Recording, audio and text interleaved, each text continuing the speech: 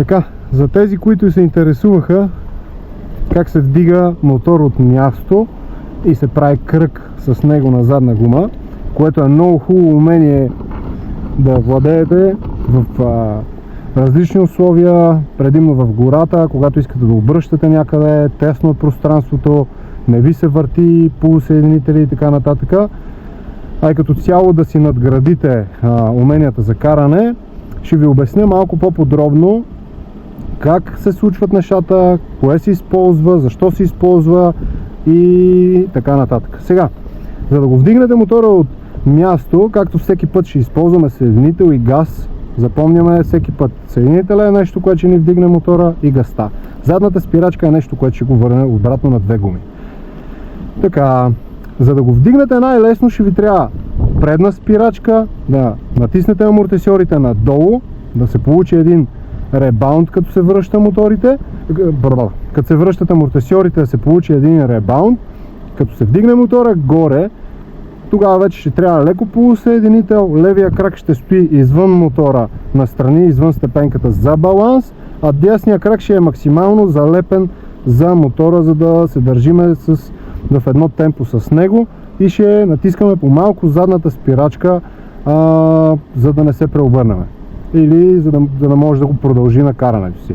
Сега ще демонстрирам, после пак ще спра и ще ви обясня. Така, предна спирачка, амортисьорите, като се връщат амортисьорите, дърпаме назад, пускаме съединителя и даваме газ. Ето го е.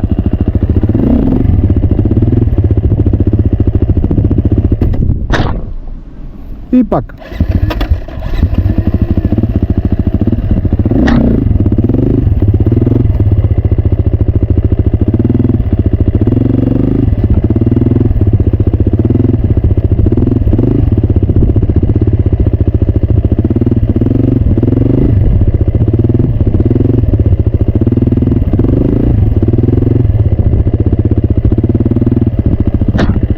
Както виждате, аз така мога да си го върта цял ден.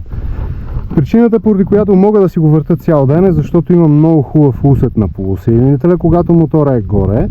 Имам хубав баланс заради левия ми крак, който тук и там докосва земята. Оставаме да си правя една транзакция и с тялото, и с задната спирачка, дали да го преобръщам или да го връщам мотора, и стремя да се върта около едно место. Така, пак, предна спирачка, амортисьори надолу, амортисьори нагоре, отпускаме съединителя, даваме газ и мотора ще се вдигне лесно.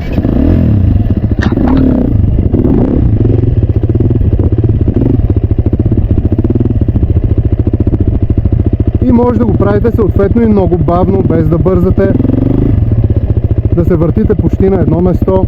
Всичко е съединител и газ и баланс. И може да си се въртите почти на едно место, е така като мен. Ако решите, може и да разширите кръга, като предадете малко повече тежест на десния крак и на задните части. И така ще може да разширите кръга. Тоест, в момента, в който държите под напрежение дясно бедро, почти да сте седнал на мотора, да не е цялата тежест отзаде на седалката, тогава тежестта се преобразува в левия крак и докосвате леко земята.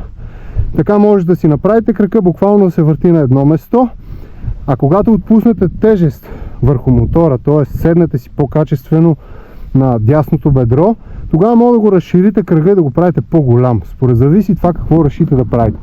Аз ще демонстрирам още веднъж. Първо близкото и после далечното.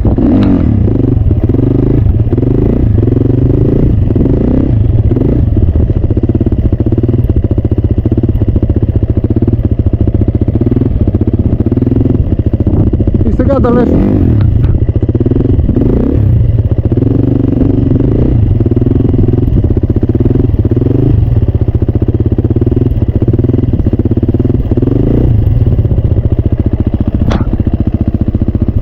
Както чувате, мотора прави едно брум-брум.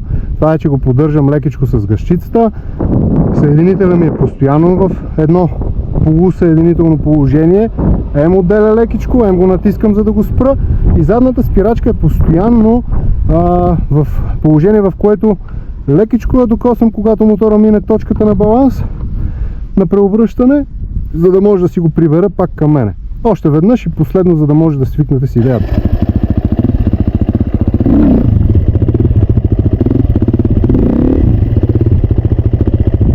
Ето как лекичко я цъкам задната спирачка и мотора просто спира. И както виждате, аз това мога да го правя цял ден.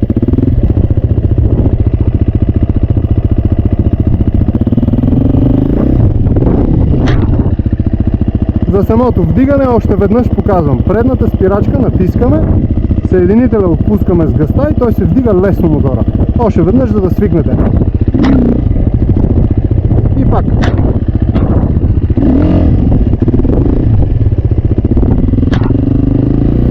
Така че, приятели, както всеки път си обясняваме някои работи, така и този път ще ги кажа с идея да е банално, но повторението е майка на знанието.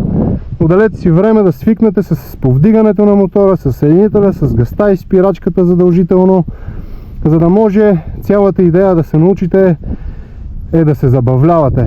За да може да се забавлявате, трябва да сте спокойни, че няма да се нараните. Така че отделете време и успех!